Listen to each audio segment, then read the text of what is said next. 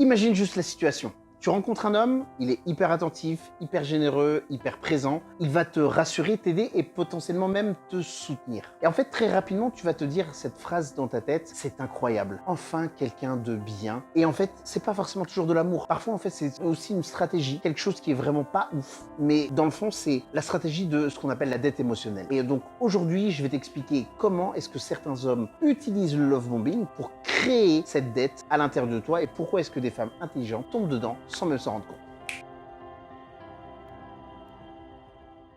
Déjà pour commencer, qu'est-ce que le love bombing? Je te dirais que la plupart des gens vont penser que ça va être un homme, une femme, mais qui va dire je t'aime trop vite, qui va peut-être être trop romantique, trop intense, qui va brûler des étapes. Et en fait, pour moi, dans la réalité, c'est justement cette question de dette émotionnelle. La dette émotionnelle, en fait, c'est quand quelqu'un va faire tellement de choses pour toi qu'en fait, toi, tu vas finir par te sentir redevable. Attention, là-dessus, les mots sont réellement importants. C'est toi qui finis par penser que tu dois quelque chose à cette personne. Et en fait, c'est à partir de là que tu te mets pas libre dans la relation. Si on est honnête, combien de femmes vont coucher le premier soir très rapidement parce que du coup le mec a été royal pendant le rendez-vous. Et en fait, dans un sens oui, ça peut être très gentleman qui te ramène chez toi, mais c'est pas pour autant qu'il attend à ce que tu le fasses monter pour un dernier café, tu connais. Combien de femmes, parce que du coup en fait le mec a été sympa, il a été cool, elles vont payer avec leur corps. Parce qu'en fait, ça va créer une sorte de dette et une personne qui va réellement avoir de l'amour pour toi, c'est une personne qui ne va pas mettre de dette. Elle ne va pas chercher à obtenir quelque chose parce qu'elle fait une action, parce que vous êtes deux personnes qui êtes égales. Il n'y a pas besoin de compter les points, de compter qui a fait ci, qui a fait ça. Le but étant de juste avoir un équilibre dans la relation et qui va être du coup un équilibre en dehors de la dette.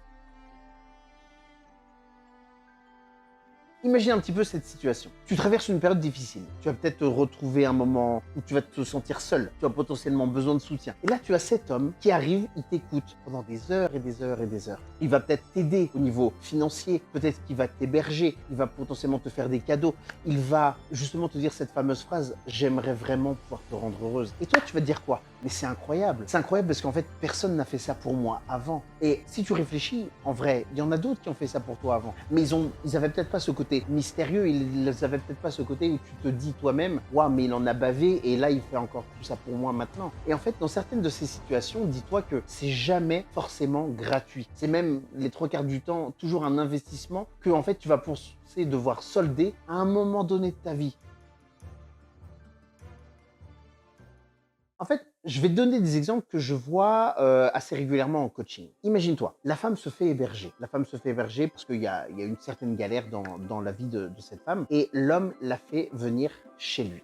D'ailleurs, c'est l'une des choses que je t'invite à ne pas faire. Le but est de pouvoir créer ta propre sécurité. Pour pouvoir avoir ta propre sécurité, quel est le seul moyen d'être libre réellement? C'est d'avoir tout à toi. Donc non, on ne fait pas venir un homme chez nous, surtout quand on est propriétaire. Non, on ne va pas vivre chez un homme, bien au contraire, on va créer un espace que vous deux, vous allez être sur le bail et vous allez vous investir dedans. Pourquoi? Parce que du coup, un bail, ça se dissocie. C'est vraiment quelque chose d'important. Je veux que tu aies ta tranquillité d'esprit et donc du coup par ta liberté, forcément ça devra passer. Donc, revenons à nos moutons. Cette femme se fait héberger rapidement. C'est le mec qui va tout payer. Un homme qui va te dire dans le fond, t'inquiète pas, t'as pas besoin de travailler, je m'occupe de tout et je m'occupe également de toi. Dors! Je m'occupe de tout. Donc en fait, il va devenir ton centre d'équilibre financier et aussi émotionnel. Ça va être ta sécurité, ta soupape.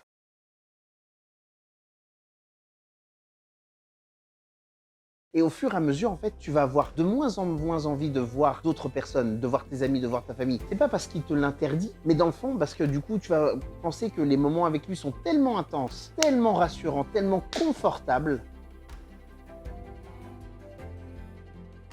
qu'en fait, le reste du monde va paraître complètement fade, moins intéressant, chiant peut-être même des fois. Et en fait, c'est là que le pire commence. Parce que c'est pas un piège que lui, il a mis en place. Lui, c'est potentiellement son mode de fonctionnement. Et c'est pas un piège qu'il fait de manière consciente. Mais c'est quelque chose dans lequel toi, tu t'enfermes.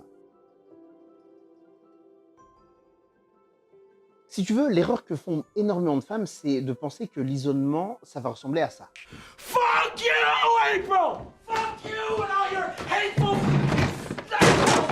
What are you gonna Mais dans la réalité, c'est complètement différent parce que le réel isolement, ça ressemble plutôt à ça.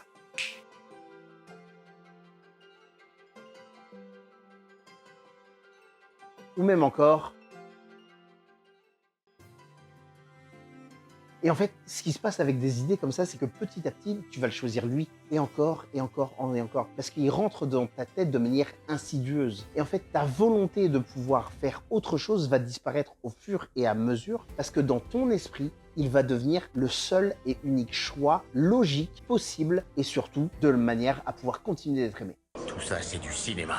Du blabla à la con. Ces théories de merde comme quoi je serais Votre dingue. langage. Je suis pas un dingue.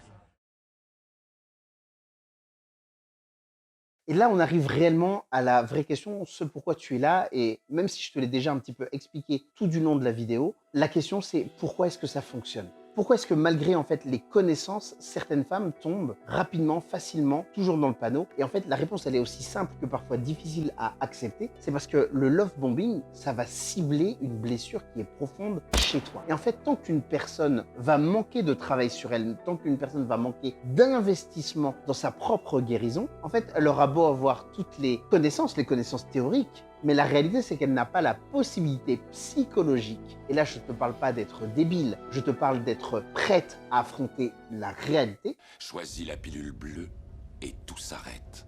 Après, tu pourras faire de beaux rêves et penser ce que tu veux. Choisis la pilule rouge, tu restes au pays des merveilles. Et on descend avec le lapin blanc au fond du gouffre. N'oublie pas, je ne t'offre que la vérité, rien de plus. Elle n'aura pas la possibilité psychologique de pouvoir s'extraire de tout ça, se mettre en sécurité. En fait, c'est toujours beaucoup plus attirant, dans un sens, quand tu penses que tu dois être utile, d'avoir quelqu'un à défendre. En fait, le love bombing, ça va jouer sur ton besoin de validation, le besoin d'être choisi, le besoin d'être rassuré. Parce qu'en fait, quand ton estime de toi, elle est fragile, quelqu'un qui te donne tout très rapidement, en fait, ça va ressembler pour toi à un miracle. Mais qu'au final, pour quelqu'un qui veut te manipuler, tu es en train de lui donner carte sur table, ça devient du pain béni, tu fais un all-in, tu lui donnes le full aux as, tu lui donnes tout ce que tu veux. Tu as capté l'idée, c'est que tu viens de lui donner la possibilité de te détruire complètement. Donc, il y a quelques signaux qui pour moi sont vraiment importants et primordiaux que tu puisses observer au préalable pour te dire que potentiellement, cette personne-là est en train de jouer avec toi ou alors que toi-même tu t'installes dedans. Si tu as du mal à dire non, en fait, très rapidement, tu vas être une personne qui va monter cette dette émotionnelle. Si tu es une personne qui te sent rapidement coupable quand tu prends du temps pour toi, c'est-à-dire que prendre du temps pour toi est le moment où tu ne t'occupes pas des autres et toi, tu vois que tu as la culpabilité qui monte parce que tu te dis que tu aurais pu faire mieux, tu aurais pu faire plus, tu aurais pu faire pour l'autre et alors là, du coup, malheureusement, tu l'as fait pour toi. Troisième point, tu as l'impression de devoir lui rendre l'appareil. Donc en fait, tu as cette impression d'être redevable envers cette personne. Quatrième point, tu acceptes des choses que tu n'acceptais pas du tout par le passé. C'est-à-dire que tu as toujours dit non à tout le monde, mais là tu trouves que ce mec est tellement différent qu'avec lui, tu es prête à dire oui. Et tu vas dire oui pour lui faire plaisir. Et point numéro 5, qui pour moi est le plus important, c'est le point où tu ne te sens pas complètement libre. C'est-à-dire que tu ne fais plus un choix pour toi. Et quand tu fais ce choix qui est pour toi, tu te sens dévalorisé, voire même tu es puni. Si tu remplis plus de 2 de ces signaux, alors oui, tu es dans un état de dette émotionnelle et tu es en danger.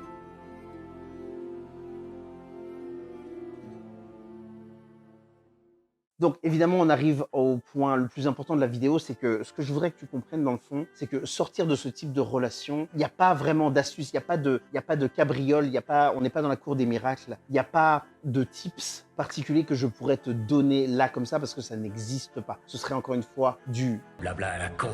Et en fait, ça va te demander un travail, ça va te demander donc de sortir de la dette. On va devoir travailler sur l'estime de toi. On va devoir faire un travail profond sur toi-même. Et ça va te demander du temps, ça va te demander de l'investissement en termes de temps, mais de l'investissement en termes financiers. Pourquoi? Parce que du coup, ça va être de la guérison sur ta santé mentale. Et c'est là où c'est une réalité triste, mais les personnes les plus démunies ou qui ne savent pas créer de l'argent, en fait, vont rester dans ce type de situation parce qu'elles n'auront jamais suffisamment, elles ne vont jamais forcément prioriser leur santé mentale. Et elles vont y retourner encore et encore et encore parce que du coup, le fait d'avoir une relation, ça leur permettra d'éviter leur vie complètement merdique. Vous m'avez surnommé le Punisher et vous avez raison. J'ai pas la moindre pitié. Huissier. Vous voulez savoir qui j'étais? Ben maintenant vous le Faites savez. sortir le témoin. Je suis le Punisher.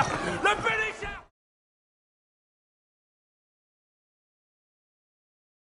Parce que dans le fond, pourquoi est-ce que je te parle de réel travail? Parce que, comme je te l'ai dit plusieurs fois dans cette vidéo, le problème n'est pas seulement la personne qui est en face de toi. Le problème, c'est souvent la personne qui est dans ton miroir. Donc le problème, c'est la blessure qui est à l'intérieur de toi. La blessure qui a permis à cette dynamique, clairement, de s'installer dans tes relations. Et ce genre de relation, il est souvent nécessaire de passer par du travail d'introspection, des thérapies brèves, des thérapies longues, parfois même, de passer par l'hypnose ou même par la psychanalyse. Et c'est une chose que tu vas pouvoir retrouver dans l'accompagnement Love Game que je propose, où je vais traiter tes relations dans le présent et que mon équipe va pouvoir gérer ce qui s'est passé un petit peu dans ton passé. Et ça va être un travail qui va passer sur l'estime de toi. Ça va être vraiment une analyse, une reconstruction, réincorporer des nouveaux éléments dans ta vie, mais le faire en sorte que ce soit adaptable à toi. Et ça, en fait, dans un sens, tant que c'est pas analysé, compris de ta part, le même type de relation va se répéter encore et encore et encore de manière sine qua non et significative dans tes relations. Si tu te reconnais là-dedans, dans tout ce que je viens de dire, le